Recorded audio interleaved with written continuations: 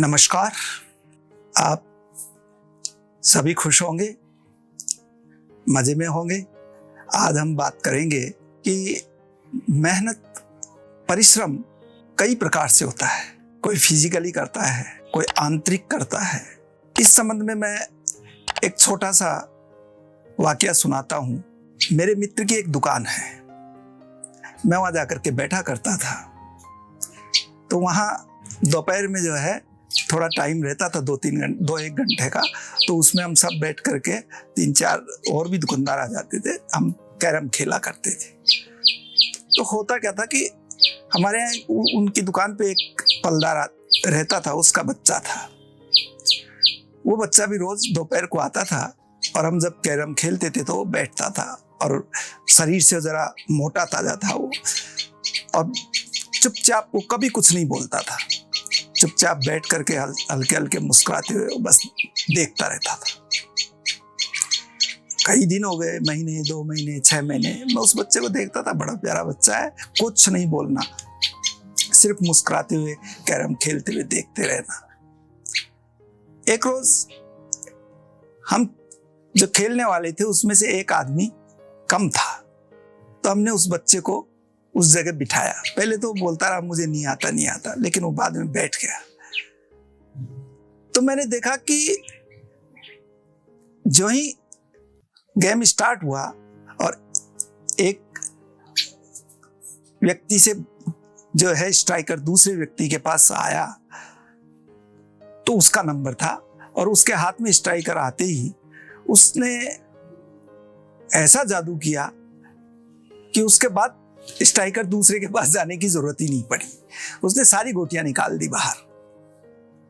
हम लोग सब मतलब एक आश्चर्य में रह गए, कमाल है।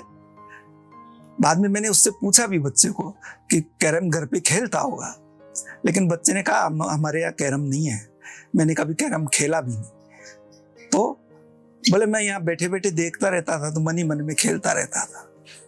ऐसे कह करके वो तो चला गया। लेकिन आज भी मैं वो घटना याद करता हूं, और उस बच्चे की जो है वो मासूमियत और वो मनन, वो जो अंदर बैठे बैठे वो उस खेल को गठित करता था, और मतलब आंतरिक शक्ति से वो खेला करता था अंदर ही अंदर। उसमें उसने कितनी प्रैक्टिस कर ली थी। फिजिकली वो प्रैक्टिस हम रोज करते थे, लेकिन हमारी ऐसी प्रैक्टिस नहीं हुई। उसने बिना खेल के जो प्रैक्टिस कर ली थी, बड़ा अद्भुत था। तो आप अपने आप को कुछ समय मनन करने के लिए, अंदर गठित करने के लिए, और मतलब अंदर जो जितना गहराई में हम गठित करते हैं अपनी किसी भी जो है अपनी समस्या को, या किसी भी जो है हमारे मतलब जो काम होते हैं, या जहां हमको समस्याएं होती है उसको अंदर गठित करते हैं, तो वो अंदर जो गठित होता है उसकी सारी जो है परेशानियों का हल जो अंदर से मिलता है, और जो अंदर प्रैक्टिस होती है, उस प्रैक्टिस का आप ये मान लीजिए कोई तोड़ नहीं है।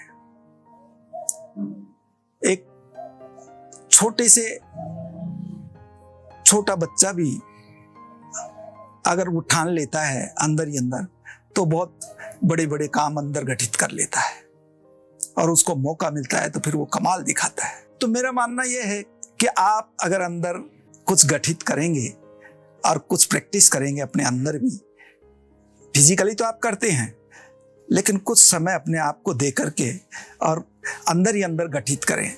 देखिए आप सफलताएं कितनी आसानी से मिलती हैं और कितनी सटीकता से आप अपने लक्ष्य पे पहुंचते हैं। प्रयास कीजिए और अंदर जो घटना गठित होती है उसका आनंद लीजिए, बड़ा मजा आएगा।